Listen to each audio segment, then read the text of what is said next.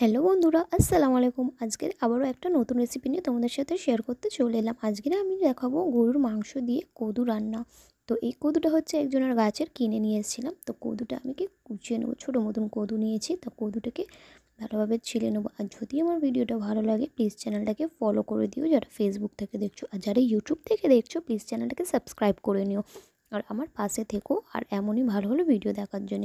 তো কদুগুলোকে আমি ভালোভাবে কুচিয়ে নেবো, নিয়ে ছিলে নেবো। এখন কুচোবো না, এখন এর খোলাগুলো ছাড়িয়ে নেবো। আর কদুটাকে সবসময় মনে করবে এরকম হাফ হাফ পিস করে ধুয়ে নেবে, নাহলে কদু কুচিয়ে ধুলে কদুর ভেতরে অনেকটা পানি চলে যায়। আর কদু যেহেতু আর অনেক পানির সবজি, আর আমি আজকের এই মাংসতে একটুও পানি অ্যাড করব না। আজকের আমি কদুরই পানি দিয়ে কদুর দিয়ে মাংস রান্নার রেসিপি তোমাদের সাথে শেয়ার করব। আজকের তোমরা হয়তো ভাবছো আমি চুলোয় রান্না করছি কিসের জন্য। আজকের আমার ইচ্ছে হলো যে আজকের আমি বাইরে চুলোতে রান্না করি, সেই জন্য। তো যদি ভালো লাগে প্লিজ একটু সাপোর্ট করে দিও। তো আমার কদুগুলো সব ছেলা হয়ে গিয়েছে, আর এখানে এবার আমি মাংসগুলোকে কুচিয়ে নেবো। এই হচ্ছে গরুর মাংস। তো গরুর মাংসটাকে আমি কুচিয়ে নিই, আর প্লিজ কিছু মনে করবে না। তো এই আমি মাংসটাকে ভালোভাবে কেটে নিই। আর এখানে আজকের বাইরে ইচ্ছা হলো রান্না করার, সেই জন্য আজকে আমি বাইরেই রান্না করছি, গ্যাসে আর রান্না করলাম না। সবসময় তো গ্যাসেই রান্না করি, সেই জন্য। তো আজকের মনে হলো তো আজকে আমি একটু বাইরের চুলোতে রান্না করি। আমার ভাত তো রান্না হয়ে গেছে, এবার আমি তরকারিটা রান্না করে নেবো। তো চলো মাংসগুলোকে কুচিয়ে নিয়ে তোমাদের সাথে দেখা হচ্ছে আবারও।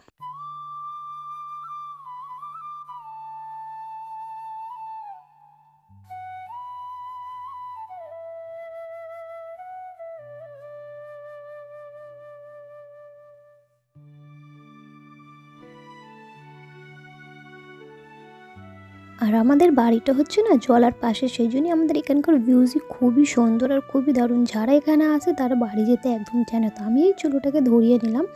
চুলোটা ধরিয়ে আমি, আর ভিডিওটা আমি জানি না এমন কেন হচ্ছে, একবার ছোট একবার বড়, সেই জন্য খুবই অসুবিধা হচ্ছে। প্লিজ কিছু মনে করবেন। তো আমি এখানে সব কিছু গুছিয়ে নিয়ে চলে এসেছিলাম, আর এখানে মাথাটা প্রচুর যন্ত্রণা করছে, সেই জন্য এক কাপ চা নিয়ে নিলাম। এখানে আমি সব সামগ্রী নিয়ে চলে এলাম, বিস্কুট। আর হ্যাঁ, মশলাতে আমি ব্যবহার করেছি আদা, রসুন, জিরে, মরিচ, গরম মশলার পেস্ট, সব দিয়ে আমি এই রান্নাটা করব।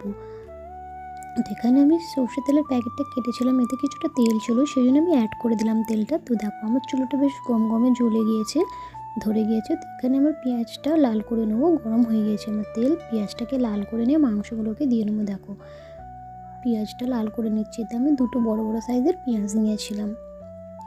আর এখানে রান্না করছি একবার করে, আর একবার করে তোমাদের ভিউজটা দেখাচ্ছি। আর মনে হচ্ছে আকাশ মেঘলা মেঘলা করে রয়েছে, মনে হচ্ছে বৃষ্টি হতে পারে। তো আমি এতে পেঁয়াজটা লাল হয়ে যাওয়ার পরেও মাংসটা অ্যাড করে দিলাম।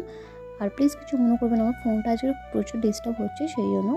তো প্লিজ আমার পাশে থেকো। আমি যেরকম ঝাপ ভিডিও পারি সেটাই তোমাদের সাথে তুলে ধরি। এখানে আমি মাংসতে নুন অ্যাড করে দিলাম। নুন অ্যাড করে দিয়ে এবার ভালো করে নাড়াচাড়া করে নেবো। দেখো এবার আমার মাংসের পানিটা পুরো শুকিয়ে গিয়েছে, তেল ছেড়ে দিয়েছে। এবার আমি সব মশলাগুলোকে দিয়ে নিলাম, হলুদের গুঁড়ো, লঙ্কার গুঁড়ো দিয়ে ভালো করে এবার নাড়াচাড়া করে নেবো। এর ওপর দিয়ে আমি একটুখানি কালারিং লঙ্কা অ্যাড করব, কাশ্মীরি রেড চিলি পাউডার। তো এখানে আমি অ্যাড করে দিচ্ছি। আর মাংসের কালারটা দেখো কত সুন্দর হয়েছে। আর আমি সত্যি কথা আমি বেশি বেশি আবল তাবল মশলা খাই না, যেহেতু আর আমাদের একটু পেটের সমস্যা রয়েছে, সেই জন্য আমরা সবসময় সামান্য মশলা সবসময় আমাদের কম মশলা কম নিয়ে খেতে হয়। সবসময় রিচ খাবার খাওয়া ভালো নয়, সেই জন্য আমি সবসময় এমনই মশলা দেখাই যেটা সবসময় আমাদের বাড়িতে থাকবে, সেই জন্য। তো আমি এই মশলা দিয়ে দেওয়ার পরে কষিয়ে নেওয়ার পরে এখানে আমি আলু আর কদুকে অ্যাড করে দিলাম। দেখো আমার হাঁড়ি পুরো সেপিয়ে পড়লো, কিন্তু আমি একটু চাপা দিলেই ঠিক হয়ে যাবে। তো এখানে দেখো আমি চাপা দিয়ে একটু হালকা হালকা করে কষিয়ে নিচ্ছি। তো কিছুক্ষণ চাপা দিয়ে এই খুললাম। দেখো এবারে আমি এই কদুর পানি দিয়ে রান্না করবো, আমি এতে একটু জল অ্যাড করব না। দেখো কদু দিয়ে কতটা জল বের হচ্ছে, তা আমি এই কদুর জল দিয়েই রান্না করে নেব। তো দেখো, আর এখানে দেখো কতটা সুন্দর লাগছে। আর এখানে আমার কদুটা পানি দিয়ে গোশও সেদ্ধ হয়ে গেছে, আলুও সেদ্ধ। ওপর দিয়ে আমি একটু জিরে মরিচের গুঁড়ো, গরম মশলার গুঁড়ো দিয়ে দিলাম, দিয়ে ভালো করে আবারও নাড়াচাড়া করে নিয়ে জল অ্যাড করবো এবার আমি। তো এখানে আমার দেখো সামান্য একটু জল অ্যাড করেছি, থাকবে এরকম। তো এবারে আমি ঝোল দিয়ে দিলাম, অল্প ঝোল দিয়ে দিলাম এমন, আর উপর দিয়ে ধনেপাতা কুচি দিয়ে দিলাম। তো আমার রেসিপি কেমন লেগেছে অবশ্যই কমেন্ট করে জানাবে। আর এমনই ভালো ভালো রেসিপি দেখার জন্য প্লিজ আমার চ্যানেলটাকে ফলো আর সাবস্ক্রাইব করে নিও যারা ইউটিউব থেকে দেখছো। তো দেখো কত সুন্দর দারুণ হয়েছে, আর এই রেসিপিটা সত্যি খুব সুন্দর হয়। আমি আগে এই রেসিপি জানতাম না, আমি আমার শাশুড়ির কাছ দিয়ে এই রেসিপিটা শিখেছি।